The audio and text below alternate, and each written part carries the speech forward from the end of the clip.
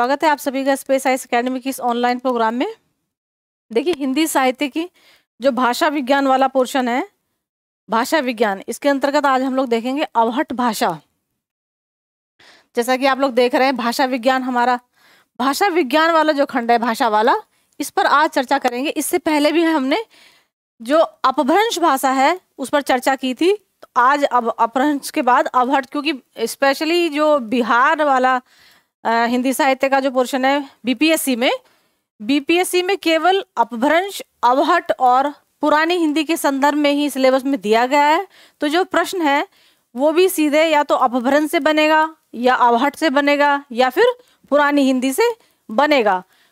तो या ऐसा भी है कई बार कि अंतर भी पूछ सकता है, या शॉर्ट नोट में भी आ सकता है कि अपभ्रंश और अवहट में अंतर बताइए, या अपभ्रंश और अवहट का किस प्रकार पुरानी हिंदी में इसका क्या योगदान है, या इस पे निबंधात्मक भी प्रश्न आ सकता है। अपभ्रंश पे कई बार निबंधात्मक प्रश्न बिहार पीसीएस में पूछा गया है, और बीपीएससी में इसके साथ साथ अपभ्रंश, अवहट और पुरानी हिंदी का तुलनात्मक या अंतर के आधार पर भी प्रश्न पूछे जाने की संभावनाएं रहती हैं। तो देखिए, अब भाषा विज्ञान वाले एस्पेक्ट को देखा जाए, अगर भाषा विज्ञान वाले में, तो बीपीएससी में हिंदी के जो हिंदी साहित्य वाला पेपर है,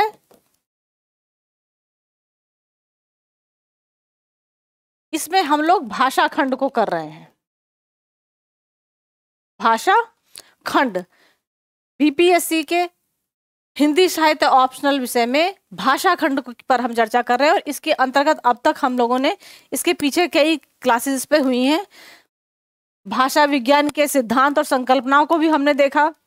भाषा विज्ञान की कौन कौन से सिद्धांत हैं उन पर भी हमने चर्चा की। उसके बाद अपभ्रंश भाषा की क्या क्या विशेषताएं रही हैं, अपभ्रंश भाषा का विकास कहाँ से हुआ, इसका कालक्रम क्या है, भेद क्या है और किस प्रकार इसका अलग अलग नामकरण है, इस सब की भी चर्चाएं हम लोगों ने की है।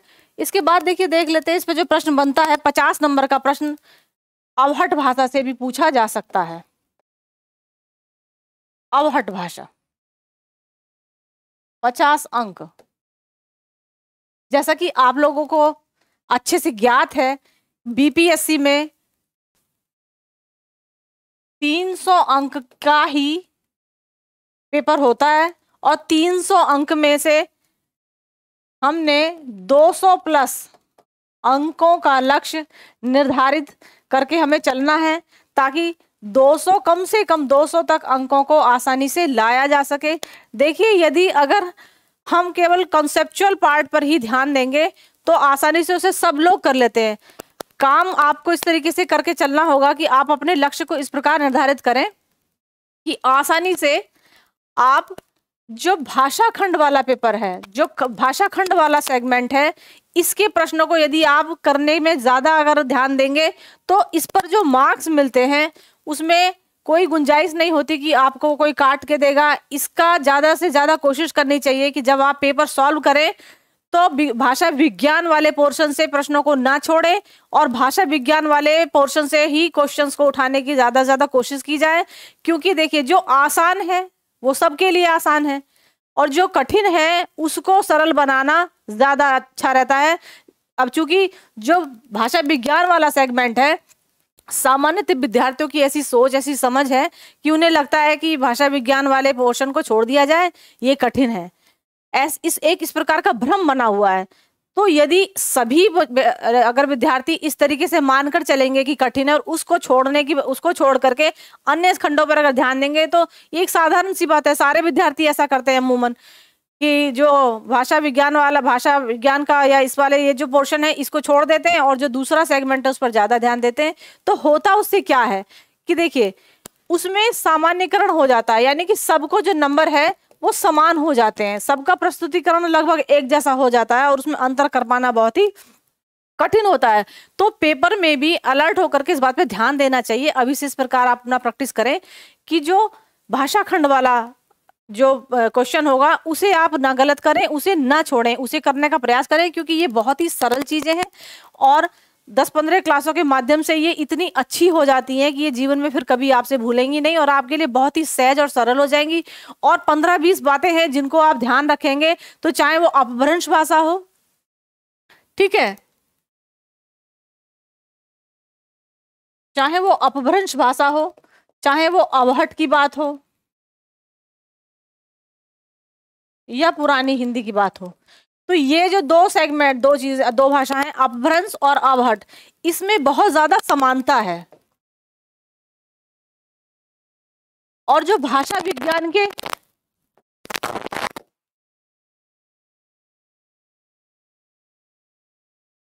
नियम है या इसके सिद्धांत हैं, वो कमोबेश एक ही प्रकृति के हैं। जैसे कि यदि स्वरागमन की समस्या है तो वो अपभ्रंश के स्तर पर भी है, अवहट के स्तर पर भी है। यदि स्वरों के लोप की समस्या है तो वो अपभ्रंश में भी है, अवहट में भी है। यदि अल्प प्राण ध्वनि और महाप्राण ध्वनि में परिवर्तन है, अल्प का महाप्राण ध्वनि में परिवर्तन होता है, तो ये विशेषता अपभ्रंश में भी देखी जाती है और ये विशेषता अवहट में भी देखी जाती है। अगर देखा जाए घोषीकरण की जो प्रक्रिया है तो वो अवहट अपभ्रंश में समान रूप से देखने को मिलेगी, और इसी प्रकार जो अकारण अनानुसिकता है वो भी दोनों जगह देखने को मिलेगी। यहाँ आप अपभ्रंश में भी उसे देखेंगे और अवहट में भी देखेंगे। तो बहुत ज्यादा कोई बड़ा फेरबदल अपभ्रंश और अवहट में नहीं है। इस प्रकार से देखें तो भाषा विज्ञान का जो अपभ्रंश और अवहट वाला पोर्शन है, अगर आप इसे अच्छे से तैयार कर लेते हैं तो नंबर खींचने की जो गुंजाइश है या अच्छा प्रदर्शन करने की जो गुंजाइश है वो आपकी बहुत ज्यादा बढ़ जाती है।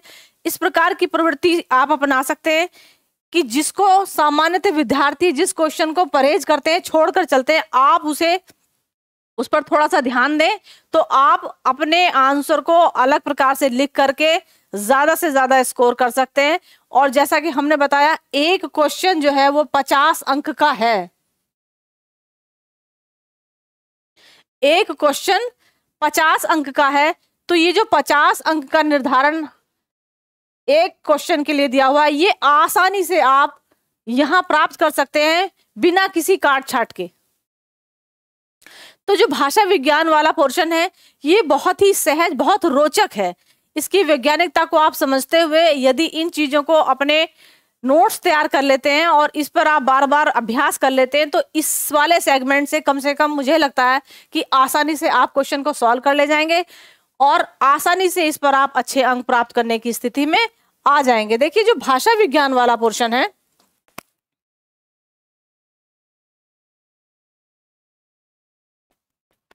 इसमें मुख्य रूप से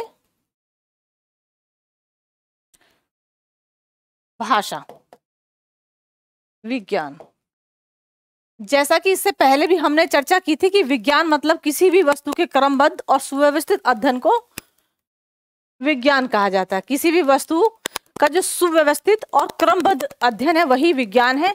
तो जो भाषा है इसी स्तर पे देखा जाए तो एक चरण से दूसरे चरण में किस प्रकार भाषा का विकास हो रहा है। देखिए, एक चरण से दूसरे चरण में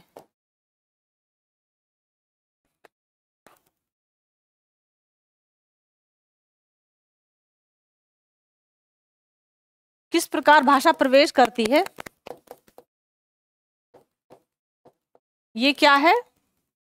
भाषा की जो सुदीर्घ यात्रा है, जो सुदीर्घ यात्रा है सामाजिक परिवेश में,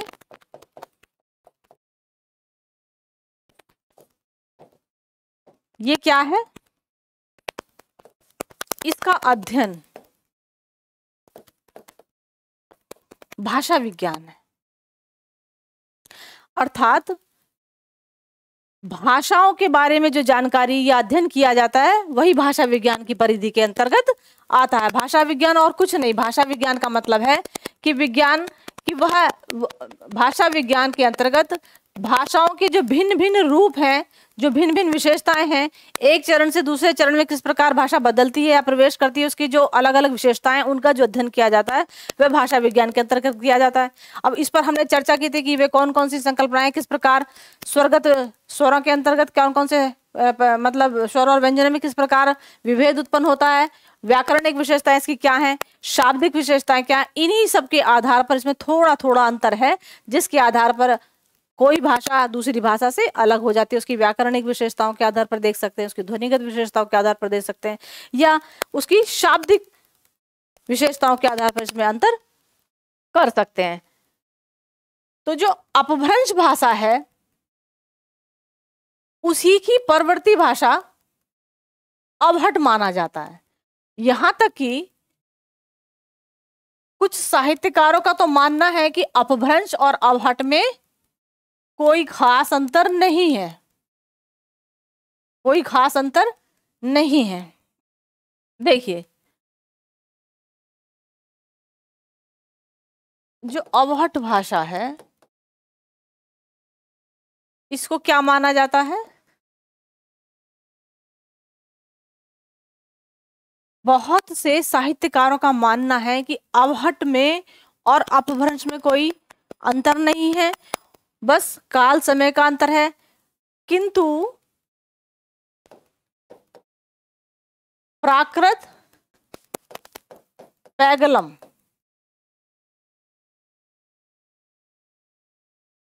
कीर्ति पताका आदि ये वे रचनाएं हैं जिनके रचनाकारों कीर्ति पताका, विद्यापति, इन्होंने स्वयं कहा कि कीर्ति पताका जो है वो अवहट भाषा से है। तो ये माना जाता है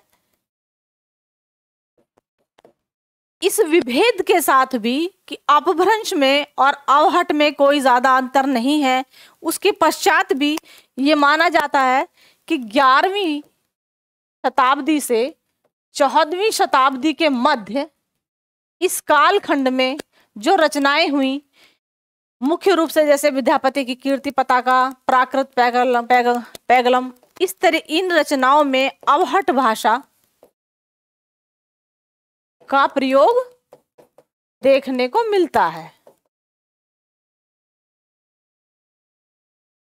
ठीक है, अवहट भाषा में तो पहली बात ये 11वीं से 14वीं शताब्दी के मध्य मानी जाती है। प्राकृत पैगलम और कीर्ति पताका जो विद्यापति जी की है, माना जाता है कि उन्होंने स्वयं स्वीकार किया है कि ये जो रचना है ये अवहट भाषा का प्रयोग करते हुए उन्होंने लिखा है। अब यदि प्रश्न आता है कि अवहट भाषा की विशेषताओं की चर्चा करिए, आखिर वे कौन कौन सी विशेषताएं हैं जिनके आधार पर यह जाना जा सकता है कि ये भाषा अवहट है, अपभ्रंश है या फिर पुरानी हिंदी है। देखिए, वैसे तो चूंकि अपभ्रंश से समझते हुए चलिए, आप चीजों को समझते हुए चलिए, क्योंकि बीपीएससी के सिलेबस में इससे ज्यादा कुछ है नहीं। प्राकृत पाली तो पढ़ना नहीं है, सीधे अपभ्रंश और अवहट है, लेकिन इसको आप एक दूसरे से कोरिलेट करते हुए पढ़िए। अपभ्रंश में जो विशेषताएं हमने पढ़ी थी, जो भाषा विज्ञान के सिद्धांतों की संकल्पना हमने उधर देखी थी, लगभग वही सारी विशेषताओं को हम यहाँ भी देखेंगे। कुछ मूलभूत शब्दावलियों का परिवर्तन है जिनको हम यहाँ देख करके चलेंगे, और ये परिवर्तन हमें रखना भी होगा जब हम अपभ्रंश वाला क्वेश्चन सॉल्व करेंगे। तो उसमें और अवहट में कुछ मूलभूत शब्दावलियों का परिवर्तन करने से एग्जामिनर का देखा जाए तो उसका दृष्टिकोण तो मार्क्स लाने में आसानी रहती है। देखिए, जो अवहट भाषा है वो अपभ्रंश से ही विकसित हुई, क्योंकि इसी का जिस प्रकार से ये पाली और प्राकृत से के बिगड़े हुए रूप से विकसित होकर के आई, माना जाता है कि अपभ्रंश भी ही आगे चल करके उसी से का ये अन्य रूप अवहट भाषा है। इस भाषा के अंतर्गत जो विशेषताओं को देखा जाए तो जो भाषाएं हमने अपभ्रंश के संदर्भ में देखी थी वही भाषाओं को, उन्हीं सिद्धांतों को हम यहाँ पर भी देखेंगे। तो ध्वनि क्या है? देखिए, ध्वनि में बताया था कि वही स्वर, व्यंजन। स्वरों में हमने चर्चा की थी कि ह्रस्व स्वर, दीर्घ स्वर विशेष रूप से, और व्यंजन। ठीक है, इसके बाद देखा जाए 4 तत्वों में, जो भाषा के 4 तत्व हैं, 4 तत्व या कारक, वे कौन कौन से हैं? पहला ध्वनि, तो इसी से ध्वनिगत विशेषताओं की चर्चा हो जाएगी, ध्वनिगत विशेषता। दूसरा शब्द, तीसरा वाक्य या व्याकरण, और चौथा अर्थ। तो शब्दगत विशेषताएं और व्याकरणिक विशेषताएं। व्याकरण से या वाक्य से व्याकरणिक विशेषताओं को देखेंगे और शब्द के आधार पर शब्दगत विशेषताएं देखेंगे, ध्वनि के आधार पर ध्वनिगत विशेषताओं की चर्चा करेंगे। तो चाहे हम आंसर की फॉर्मेटिंग अपभ्रंश की करें या अवहट की करें, इस चीज को हम समान रूप से दोनों ही प्रश्नों के उत्तर में लिखेंगे। देखिए बीपीएससी का जो पैटर्न है वो यदि लॉन्ग क्वेश्चन आता है तो देखा जाए तो उसमें शब्दगत विशेषताओं के बारे में और व्याकरणिक विशेषताओं के बारे में ही सिलेबस में दिया गया है। केवल दो ही प्रकार की विशेषताओं की बात वहां पर है। लेकिन यदि जब आप 50 अंक के लिए लड़ाई लड़ेंगे और आप 50 अंक के संदर्भ में बात करेंगे कि आपको 50 अंक प्राप्त हो जाएं एक ही क्वेश्चन के लिखने से, तो आप अपने आंसर को इस प्रकार बना के लगे कि वो देखने में एक वर्सेटाइल उसकी फॉर्म हो, वो वर्सेटाइल नेचर का हो। कहने का आशय ये है कि केवल छुटपुट, अब आपको उसमें आप अपने प्रश्नों की संख्या को किस प्रकार बढ़ाएंगे, केवल शब्दगत विशेषताओं के आधार पर और व्याकरणिक विशेषताओं के आधार पर बढ़ाना आपके लिए एक ये कठिन कार्य हो जाएगा। तो एक अच्छे आंसर को लेने के लिए आप उसमें ध्वनिगत विशेषताओं की भी चर्चा करें, और वो तभी कर पाएंगे जब आपने इसके संदर्भ में कुछ पढ़ा होगा। भले ही इस सिलेबस में नहीं है, लेकिन आप इसका एक ध्यान रखें। जो मैंने अपभ्रंश वाला जब हमने क्लास किया था तो अपभ्रंश में भी हमने उन सारी विशेषताओं की चर्चा की थी और यहाँ अवहट में भी उन सारी विशेषताओं की चर्चा करेंगे। इसी के आधार पर हम अपने आंसर की फॉर्मेटिंग करेंगे। देखिए भाषा विज्ञान वाला जो विषय है ये बहुत ही सहज है, बशर्ते कि आप इस पर अभ्यास करें। यदि आप इस पर अभ्यास नहीं करेंगे तो ये आपके लिए कठिन हो जाएगा। ये क्या हो जाएगा, रोचक से कठिन हो जाएगा, क्योंकि एक तो इसके बारे में भ्रम बहुत ज्यादा है कि बहुत भाई भाषा विज्ञान है, उसको जानना, इसके व्याकरण को समझना कठिन है। लेकिन ये इससे उलट है। जो भाषा विज्ञान है या यूं कहिए जो भाषा खंड है ये बहुत सरल है, सरल भी है और रोचक भी है। इन दोनों को कैसे किया जाएगा, जब आप इसके साथ सहज हो जाएंगे तो ये आपको सरल लगेगा। सहज कब होंगे, अभ्यास करने से होंगे। जब आप इसका अभ्यास करेंगे तो आपको ये सरल लगेगा। और ये यकीन मानिए, जब तक आप अगर अपने एग्जाम में इसमें से क्वेश्चन नहीं करेंगे या इसको अपने दिमाग में नहीं रखेंगे कि मुझे क्वेश्चन करके ही आना है, तब तक आप मतलब सामान्य श्रेणी में ही अंक प्राप्त करने के हकदार होंगे। आपका हक नहीं बनेगा कि आप अपने में 200 प्लस से भी ऊपर जाने की क्षमता लाएं, क्योंकि सिर्फ प्रश्नों का उत्तर लिखना ही मात्र उद्देश्य नहीं होना चाहिए कि किसी भी प्रकार से एन केन हमने 6 प्रश्नों को हल कर दिया, बल्कि वो प्रश्न हमने कहां से उठाए और किस प्रकार की प्रकृति के प्रश्नों को हमने हल किया, हमारे लिए यह भी महत्वपूर्ण होना चाहिए। हमारा पूरा ध्यान इस बात पर होना चाहिए कि जब हम इन 6 प्रश्नों को कर रहे हैं तो वो 6 प्रश्न मात्र कॉलम पूर्ति के लिए 6 ना हो कि गिनती 6 की हो गई और हमने पूरा कर दिया और अब आप उम्मीद लगा के बैठे कि आपको 200 प्लस अंकों का टारगेट पूरा होगा। इस प्रकार से नहीं काम चलेगा। आपको क्या करना होगा कि क्वेश्चंस की प्रकृति को भी ध्यान में रखना होगा। प्रश्न की क्या प्रकृति का प्रश्न है, कहां से आपने वो प्रश्न उठाया है, अन्य विद्यार्थियों के संदर्भ में वो प्रश्न कैसा है, आप उसको क्यों करें, किस प्रकार आप अन्य विद्यार्थी से अपने आप को अलग करें और एक अच्छा प्रयास लेकर के, एक अच्छा अटेम्प्ट करके आप अपने अंक को 200 प्लसों से ऊपर ले जाकर के मेरिट में अपना स्थान सुरक्षित करें। तो मेरिट में अपना स्थान सुरक्षित करने के लिए देखिए सबसे पहले जरूरी चीजें होती हैं कि जो क्वेश्चन पेपर आपके सामने है, जब आप उसको सरल करें तो ये सारी चीजों को ध्यान में रखें कि इस प्रकार से सारी तैयारी ना करें कि एकदम सामान्य हो जाए और सबसे अलग होने में आपको समस्या हो। तो मैं बार बार यही कहूंगी कि जो भाषा विज्ञान वाला पोर्शन है, जो भाषा खंड है, इस पर आप विशेष ध्यान दें और इसमें आप अपने क्वेश्चंस को तैयार कर लें कि कौन कौन सी चीजें आपको तैयार करनी है। उसके बाद नोट्स बना करके आप इसे बार बार इसके आंसर राइटिंग को करें। 3, 4, 5 बार जब आप करेंगे तो बहुत ही बेहतर और बहुत अच्छा एक आंसर आपके सामने होगा और फिर आप उस पर अभ्यास करते चलेंगे तो 1-1.5 महीने के अंदर आपकी ये स्थिति बहुत अच्छी हो जाएगी। और भाषा खंड वाला कम से कम आपकी चीजें, आपको जो उसका डर है, जो भय है, वो एकदम समाप्त हो जाएगा। क्योंकि मैंने आपको 10 से 15 चीजें ही बताई थी कि जो वैज्ञानिक संकल्पनाएं हैं इसकी भाषा विज्ञान वाले पोर्शन की, केवल उतनी संकल्पनाओं को, कुछ एक जो ध्वनिगत इसकी विशेषताएं उन पर आपको ध्यान रखना है, कुछ एक इसकी व्याकरणिक विशेषताएं हैं उन पर आपको ध्यान रखना है।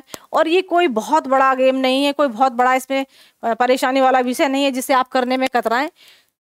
ठीक है, तो चलते हैं, देखते हैं आज हम लोग अब अवहट भाषा की विशेषताओं के संदर्भ में, अवहट भाषाओं में कौन कौन सी की क्या विशेषता है।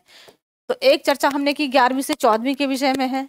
ठीक है, कुछ इसकी रचनाएं हैं जिनके आधार पर संरचनाकारों ने कहा कि अवहट है। हालांकि इसको लेकर के एक हमेशा मतलब द्वंद की स्थिति रहती है कि साहित्यकारों का अलग अलग मत है, कि कुछों का मानना है कि अपभ्रंश ही है, कुछ इसमें भेद नहीं है। कुछों ने कहा कि नहीं, अपभ्रंश का प्रवृत्ति रूप है और ये अवहट जो है, लेकिन विद्यापति की कीर्ति पताका और प्राकृत पैगलम के आधार पर माना जाए तो ये अवहट मानना है इसको कोई वैज्ञानिक दृष्टिकोण से सही है। देखिए, इसकी विशेषताओं के संदर्भ में हम भाषा के 4 तत्व हमने बताए, किसी भी भाषा के 4 तत्व हैं। इन 4 तत्वों के आधार पर ही हम किसी भी भाषा की विवेचना करते हैं, या यूं कहिए कि उस भाषा का विश्लेषण करते हैं। उन्हीं 4 तत्वों के माध्यम से किसी भी भाषा के अवयवों को देखा जाता है। पहला बात हुई थी ध्वनिगत विशेषता इसकी, ध्वनिगत, दूसरा शब्दगत, तीसरा व्याकरणिक और अर्थ। इन्हीं 4 के माध्यम से, ठीक है, ध्वनिगत में आप देख लेंगे कि जो स्वरों का आगमन है, जो स्वरालोप है, स्वरागमन, ठीक है, स्वरलोप, क्षतिपूर्ति, दीर्घीकरण,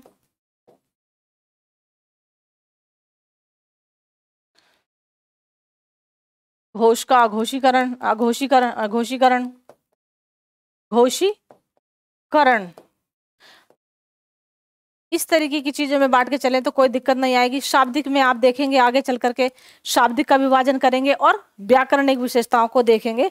तो जो बात अगर की जाए स्पेशली अब एक एक करके जो इसकी विशेषताएं हैं,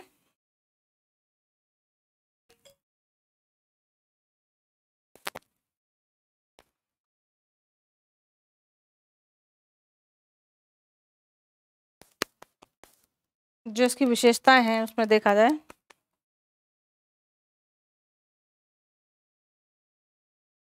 देखिए अवहट के अंतर्गत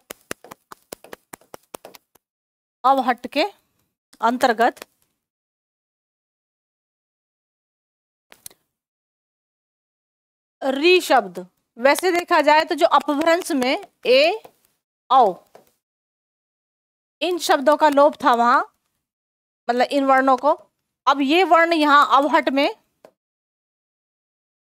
बहुलता में देखे जाते हैं। ठीक है,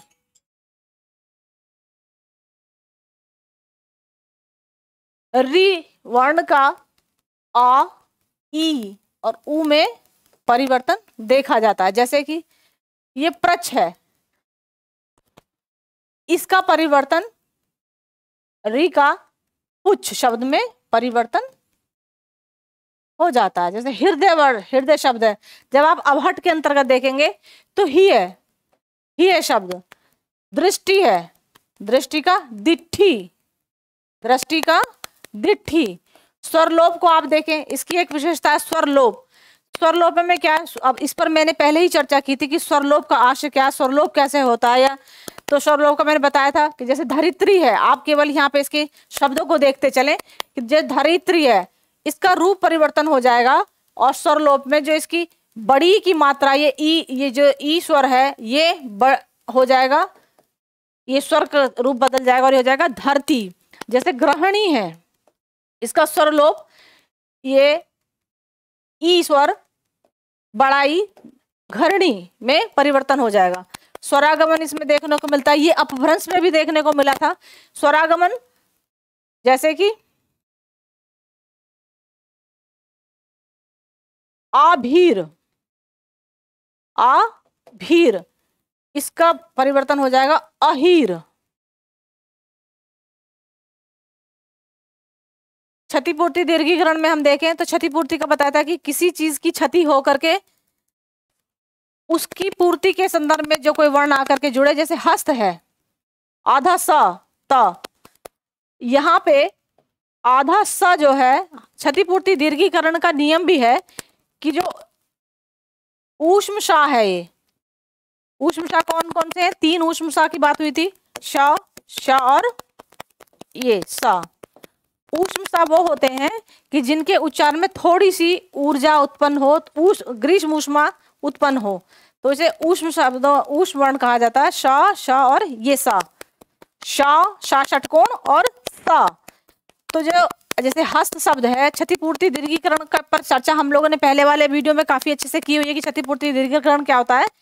तो यहाँ देखिए जो अवहट भाषा के संदर्भ में हस्त का हो जाएगा, एक सा जो है ये बदल जाएगा क्षतिपूर्ति दीर्घीकरण में, इसकी पूर्ति के सा समाप्त होगा और इसे पूर्तिकरण के लिए एक आ स्वर आकर के ता का परिवर्तन था में।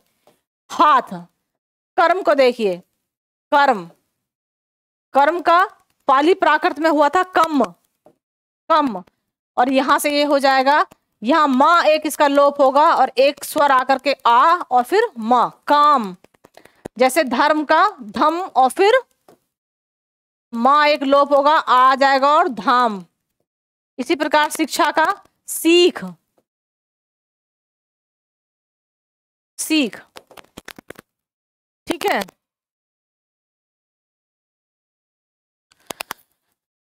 एक और विशेषता देखिए, अभी जहां चर्चा हुई थी कि अल्प प्राण का महाप्राणीकरण, अल्प प्राण का महाप्राणीकरण। अब इसकी चर्चा हुई थी कि अल्प प्राण कौन कौन सी ध्वनि है, महाप्राण कौन कौन सी ध्वनि है। तो 1, 3, 5 ये अल्प प्राण की ध्वनि है और 2 और 4 ये महाप्राण की ध्वनि है। तो अल्प प्राण का महाप्राणीकरण कैसे होता है कि जब 1, 3 और 5 वर्ग की ध्वनियां 2 और 4 वर्ग में बदल जाए। कैसे? ये क, इसके पहले वाले क्लास में इस पर भी काफी अच्छी चर्चा हुई थी। क, ख, ग, घ, न, फिर ये था च, छ, ज, झ, ण। तो इसका परिवर्तन जैसे 1, 3 और 5, 1, 3 और 5 का परिवर्तन 2 और 4 में हो जाए। जैसे कि हस्त वाला लिया, ये हो जाए ता जो वर्ग है उसका महाप्राणीकरण होकर के था में परिवर्तन, ठीक है। जैसे पश्चात, पश्चात, तो इसका परिवर्तन होकर के क्या हो जाएगा? पाछा। इससे पहले भी ये चर्चा हमने की थी।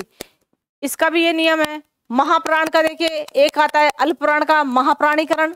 अल्प प्राण और महाप्राण पर भी चर्चा हुई थी कि अल्प प्राण किसे कहा जाता है। अल्प प्राण वर्ण वे वर्ण है जिनके उच्चारण में अल्प प्राणवायु का प्रयोग हो, वे अल्प प्राण की ध्वनि कहलाती हैं। वे अल्प प्राण की ध्वनियां हैं जिनमें कम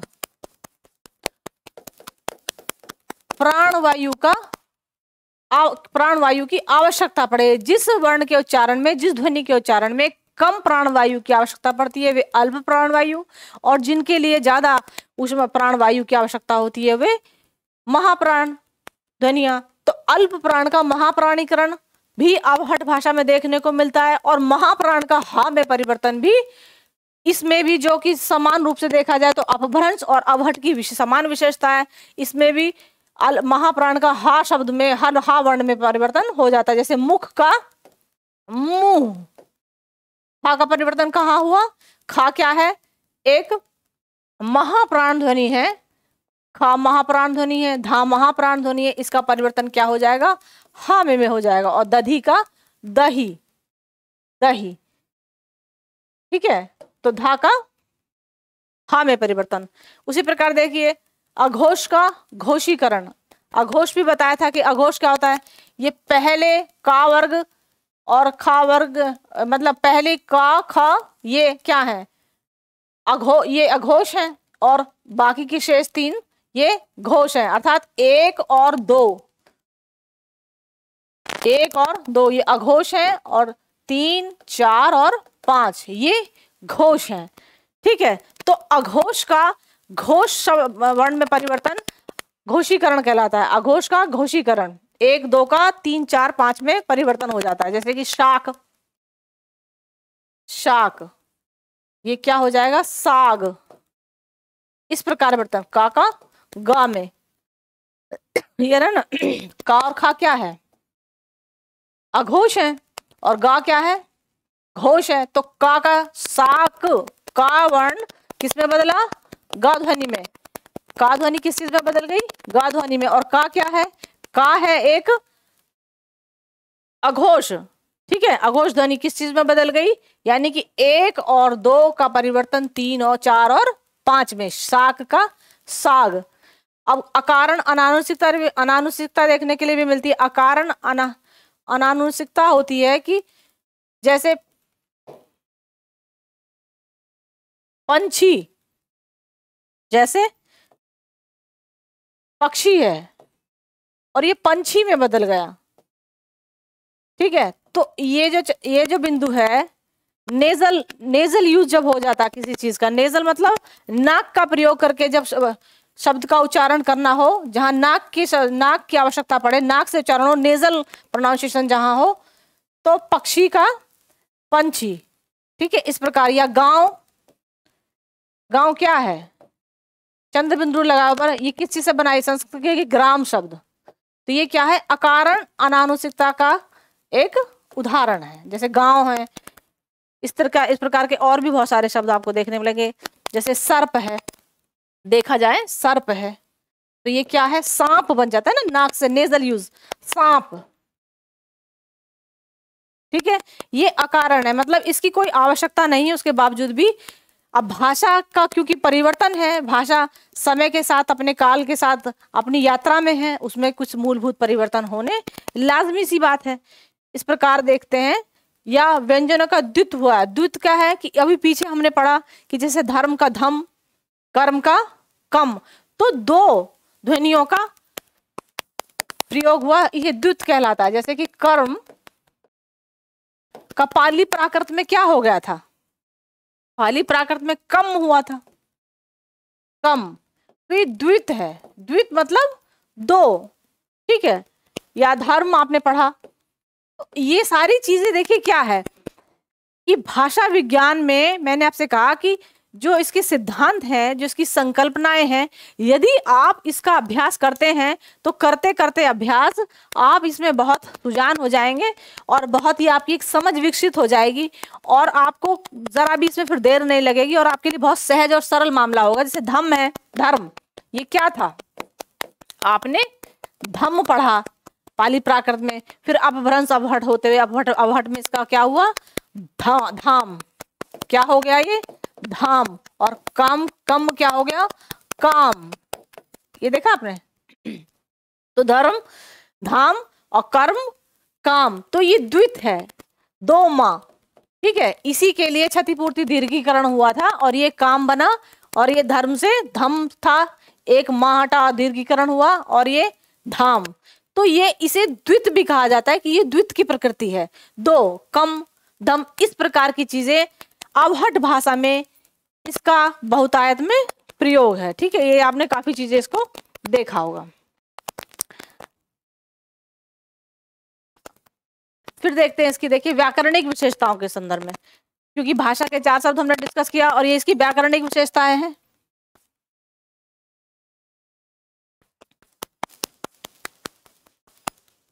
व्याकरणिक विशेषताएं हैं, ये देखिए व्याकरणिक विशेषताओं में देखें तो एक तो बात हुई थी इससे पहले कि ए और औ बहुत बहुल प्रयोग हुआ है इसमें, जो कि अपभ्रंश तक नहीं था। उकार बहुल है, अर्थात हर जगह, हर उकार बहुल का मतलब है कि जो शब्द हैं वो अंत में उसका जो उच्चारण है वो इस प्रकार से होगा, जैसे चरऊ, चरऊ, चरऊ मतलब ऊ से, जासऊ, जासऊ, यानी कि ऊ बहुल है, यहाँ पे ऊ का बहुल है। जैसे खड़ी बोली में क्या होता है, खड़ी बोली में खड़ी पाई का प्रयोग ज्यादा होता है, खड़ी पाई का प्रयोग ज्यादा होगा। जैसे हर जगह ऐसे होगा कि जाता, आता, जाता, चलता, घूमता। इसी प्रकार से अवहट भाषा में, जो अवधी भाषा है उसमें भी उकार बहुल है, तो अवहट भाषा में भी यहाँ देखिए आप, तो चराऊ या जसऊ आदि जैसे शब्दों के आधार पर आप देख सकते हैं कि उकार बहुल शब्द है और व्याकरण में हम इतनी प्रकार की चीजों को देखते हैं, पहले भी डिस्कशन हमारा हुआ कि संज्ञा है, सर्वनाम है, ठीक है, लिंग है, वचन है, विशेषण है, इस प्रकार, या विभक्तियों और परसर्गों की किस प्रकार शब्दों में वाक्यों में प्रयोग हुआ है, विभक्तियों का किस प्रकार प्रयोग है, परसर्ग किस प्रकार के इस्तेमाल किए गए, इनके आधार पर बहुत छोटी छोटी सी चीजें हैं जिनके आधार पर हम अवहट और इन भाषाओं को देखते हैं। तो संज्ञा में देखिए, इसमें जैसे मैं है, हौ, मेरा, हुआ क्या, जैसे जगत शब्द है, जगत, तो इसमें देखा जाए तो अंत का जो है वो लुप्त तो लोप भी हुआ है, इसका हो गया यहाँ करके जग, या मनु है एक वर्ड मनु, इसका अंत में हो जाता है मन, तो जगत है, जग हो गया, ठीक है। सर्वनाम के आधार पर देखें तो जैसे सर्वनाम क्या प्रयोग, जैसे शब्दों का क्या हुआ है, तुम्हार, इस प्रकार से शब्दों के रूप बदले हैं, तुम्हार, ठीक है, तुहार, उन्हा, हा बहुल हो गया, उन्हा, ठीक है। लिंग किस प्रकार के हैं, ठीक है, स्त्रीलिंग और पुल्लिंग है, दो ही लिंग है, स्त्रीलिंग और पुल्लिंग। अब आपको याद आ रहा होगा कि अपभ्रंश में भी इसी प्रकार मात्र दो ही लिंग है, संस्कृत की भांति इसमें तीन लिंग नहीं है, स्त्रीलिंग और पुल्लिंग, ठीक है।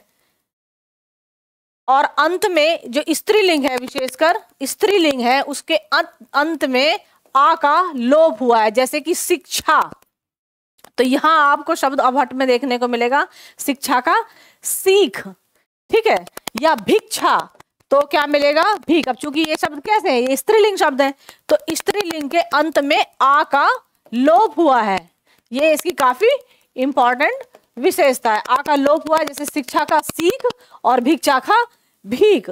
दूसरा देखिए वचन किस प्रकार के, एक वचन, द्विवचन या बहुवचन, तो मात्र एक वचन और बहुवचन ही यहाँ पर देखने को मिलता है, दो ही प्रकार के वचन हैं। वचन कितने प्रकार के हैं, दो ही प्रकार के वचनों का प्रयोग देखने को मिलता है, वो कौन कौन से हैं, एक वचन और बहुवचन। द्विवचनों के लिए क्या हुआ है फिर यहाँ पे देखिए, द्विवचनों के लिए यहाँ पे संख्यात्मक प्रयोग हुए हैं, संख्या का प्रयोग करके द्विवचन का काम चलाया गया, जैसे द्वि, दो के लिए द्वि, या दो, दो, इस प्रकार, ठीक है, दीसा, ठीक है, या दौसा, 20, इस प्रकार शब्दों का क्या हुआ है, एक वचन और बहुवचन का प्रयोग हुआ है, द्विवचन का प्रयोग नहीं हुआ है, द्विवचन के स्थान पर यहाँ संख्यात्मक प्रयोग हुआ है, ठीक है। तीसरा देखते हैं, नेक्स्ट देखते हैं विशेषण किस प्रकार के हैं, इसमें संख्यावाचक विशेषणों की बहुलता है, अवहट भाषा संख्यावाचक विशेषणों की यहाँ बहुलता देखने को मिलती है, और संख्यावाचक किस प्रकार के, जैसे 20, ठीक है, 10, या कित्ता, एक वर्ड मिलता है, द्वित है, कित्ता, कितने के लिए, कित्ता, ठीक है, जैसे बच्चे बोलते हैं ना कि कितने को बोलते हैं ना कित्ता, तो द्वित भी है, ये दो ता है इसके अंदर, कित्ता मतलब कितना के लिए वर्ड प्रयोग हुआ है, तो ये विशेषण है कि कितना, इतना, उतना, कितना, ठीक है। क्रिया किस प्रकार की है, अवहट भाषा में क्रिया के संदर्भ में देखा जाए तो जैसे चल, उठ, कहल, इस प्रकार की क्रियाओं को देखा जा सकता है, इस प्रकार के क्रिया शब्दों का इस्तेमाल हुआ है। और विभक्ति और परसर्गों के आधार पर देखा जाए तो ए विभक्ति की प्रमुखता है इसमें, किस प्रकार की, ए विभक्ति की प्रमुखता है इसमें, ए विभक्ति, डॉक्टर टगारे ने कहा कि ए विभक्ति की, ये डॉक्टर टगारे का वाक्य भी है कि ए विभक्ति की प्रमुखता है इसमें अवहट भाषा में। और ही, परसर्गों के आधार पर देखा जाए तो ही, जैसे कि जल ही जो वर्ण है इसकी बहुत प्रमुखता है इसकी विभक्तियों में, और परसर्गों में जल ही, इस प्रकार के ही और ए विभक्ति की प्रमुखता है। एक चीज और है, ड और ढ नई ध्वनियां, देखिए पहले हमने देखा ए ओ और ड इसके नीचे बिंदु और ढ इसके नीचे बिंदु, इन चारों की प्रमुखता अवहट भाषा में देखने को मिलती है, इन चारों की अवहट भाषा में देखने को मिलती है। अब काल संरचना अगर देखा जाए अवहट की, किसकी है, तो चल, बैठ, इस प्रकार का हमने देखा। तो अगर वर्तमान में देखा जाए, भविष्य और भूत में क्रियाएं देखें किस प्रकार की है शब्दों की, तो जैसे वर्तमान के लिए जात, इससे आप यहां देखेंगे कि जो अवहट भाषा है वो पुरानी हिंदी के कितने नजदीक है, इसकी क्रिया के आधार पर, क्रिया संरचना के आधार पर आप यहां देख सकेंगे कि पुरानी हिंदी के कितने नजदीक अवहट भाषा पहुंच चुकी है, ठीक है। कैसे, वर्तमान क्रिया देखिए इसकी अवहट की, जैसे जात, करत, ठीक है, पूर्वी में। अब हमारे अभी देखा जाए तो खड़ी बोली में तो नहीं, लेकिन पूर्वी क्षेत्रों में इस प्रकार के शब्दों का प्रयोग किया जाता है। कैसे कि जात, जाने के लिए जात है, जात है, क्या बोलते हैं ना, जात है, करत है, ठीक है। या भविष्य की क्रिया देखिए, खाने के लिए बोलते हैं खाइब, कहते हैं ना कि खाना भोजन ले लीजिए, अभी खाइब, ठीक है, खाइब, जाइब है, या खई है, अभी खई है, ठीक है, या जई है, जाने के लिए बोलते हैं जई है। तो ये अवहट भाषा में देखा जाए तो वहां भविष्य की क्रिया कैसी है, जैसे इस प्रकार से शब्दों का प्रयोग हुआ है, यह बता सकते हैं आपने आंसर में। और जैसे भूत की क्रिया आप देखें, जाने के लिए गइल, ठीक है, गइल, ला बहुलक, पके या थका, ये क्या है, ये पश्चिमी क्षेत्र के आधार पर देखा तो शब्दों का प्रयोग क्या है, थोड़ा सा पके, थके, इस प्रकार के शब्दों का प्रयोग मिलता है।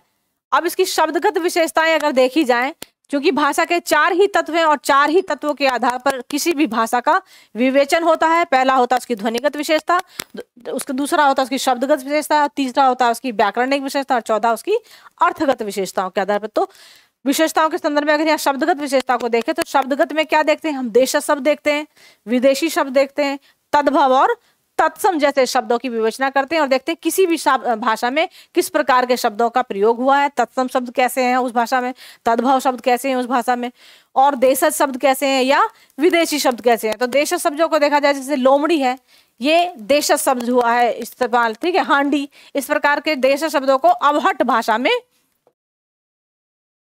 प्रयोग किया गया है। विदेशी शब्दों का, अब चूंकि उस समय ये जो कालखंड है 11वीं से देखा जाए तो 14वीं शताब्दी के मध्य का समय है, इसमें विदेशियों का तो आगमन बहुत ज्यादा था। अरबी, फारसी, तुर्की, अनेकों प्रकार से अनेकों जगहों से लोगों का आगमन बराबर हो रहा था। तो विदेशी शब्दों का प्रभाव पड़ना किसी भी भाषा पे, चाहे वो अपभ्रंश भाषा हो, किसी भी भाषा पे पड़ना स्वाभाविक सी बात थी। तो जैसे कसीदा, ठीक है, कशीदा, ये एक विदेशी शब्द अपभ्रंश भाषा में देखने को मिलता है। खुदा या नमीज, नमीज वर्ड जो है नमाज का है, नमाज का बिगड़ा हुआ रूप नमीज अपभ्रंश अवहट भाषा में देखने को मिलता है। और तत्सम शब्द, तो कुछ शब्द तत्सम वे शब्द जो संस्कृत में मूल रूप से जैसे के तैसे प्रयोग किए गए, जैसे कि पृथ्वी, पृथ्वी है, कटाक्ष या देव आदि, ये ऐसे शब्द हैं जिनका प्रयोग हूबहू किया गया है, इसमें कहीं कोई परिवर्तन नहीं है, ठीक है। तो ये सारी चीजें जो थी अभी तक हमने देखा कि ये जो फेरबदल है ये अवहट भाषा के संदर्भ में देखा, तो कोई बहुत ज्यादा परिवर्तन अपभ्रंश और अवहट में नहीं है, प्रस्तुतिकरण का लेकिन आपको फर्क रखना होगा। जब अपभ्रंश का आंसर लिखेंगे और अवहट का आंसर लिखेंगे तो भाषा की जो भाषागत विशेषताएं जब आप बताएंगे तो उसमें चारों तत्वों की विवेचना करेंगे और ज्यादा बल आप अपना शाब्दिक विशेषताओं को बताइए, व्याकरणिक विशेषता बताइए, उसमें संज्ञा सर्वनाम को पूरा एक एक उदाहरण देते हुए चलिए, संज्ञा के संदर्भ में बताइए, सर्वनाम बताइए, क्रिया बताइए, विभक्तियां भी बताइए, उसकी किस प्रकार प्रयोग हुए हैं। और जो लेकिन ध्वनिगत विशेषताएं जो है इसकी, उसकी भी चर्चा आप कहीं ना कहीं करते चलें ताकि आपके आंसर को अच्छा बने। और क्योंकि बात 50 अंकों की जब है कि 50 अंक का आंसर आपको लिखना है तो आपको ये सारी चीजें ध्यान देनी होंगी कि अगर ये शॉर्ट नोट में आता, जैसे मान लिया अगर एक प्रश्न एक प्रश्न के 2 खंडों में बट करके आ जाता है तब तो छोटा हो जाएगा, चलिए 2 भागों में बटा तो आप इसमें केवल शब्दगत और व्याकरणिक विशेषताओं से काम चलाइए। लेकिन यदि प्रश्न 50 अंक में पूछा जाता है और केवल विशेषताओं के संदर्भ में ही प्रश्न पूछा जाता है तो आपको जरूरी हो जाता है कि आप सारी ही विशेषताओं को बताइए। इन विशेषताओं से डरने की कोई आवश्यकता नहीं है, भाषा विज्ञान ऐसा कोई विषय नहीं है, जब आप इसको 2 से 4 बार करते चलेंगे तो आपको बहुत ही आसानी होगी, सहज हो जाएगा आपके लिए। तो अवहट में आप बताते चलेंगे जितनी भी विशेषता बात हुई है कि भाई इसका पहले जब आप इसकी फॉर्मेटिंग करेंगे तो उसमें सारी चीजें बताइए। पहले आप डिस्कस करिए कि किस प्रकार से इसका जन्म कब से कब तक का माना जाता है, अपभ्रंश और अवहट के बीच का भेद क्या है, कैसे साहित्यकारों का मानना है। कुछ साहित्यकार हालांकि मानते हैं कि अपभ्रंश और अवहट में कोई अंतर नहीं है, दोनों भाषाएं सेम ही हैं, किंतु कालखंड के हिसाब से भी इसको बांटा गया है, अपभ्रंश के काल में और अवहट में कालखंड में अंतर है। दूसरा जो इसके रचनाकार है उन्होंने अपनी रचनाओं के संदर्भ में कहा कि ये अवहट में है, तो आप उसका वर्णन कर दीजिए रचनाओं का।